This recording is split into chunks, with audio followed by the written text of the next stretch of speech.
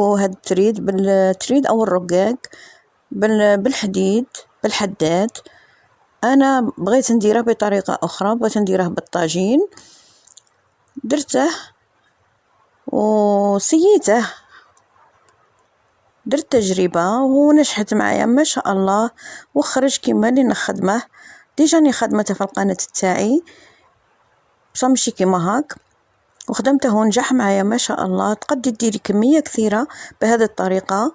وللمبتدئات تاني اللي ما يعرفوش يخدموه او ما يقدروش يخدموه، ويجي ما شاء الله كما راكم تشوفوا، ويجي رقيق بزاف الله يبارك.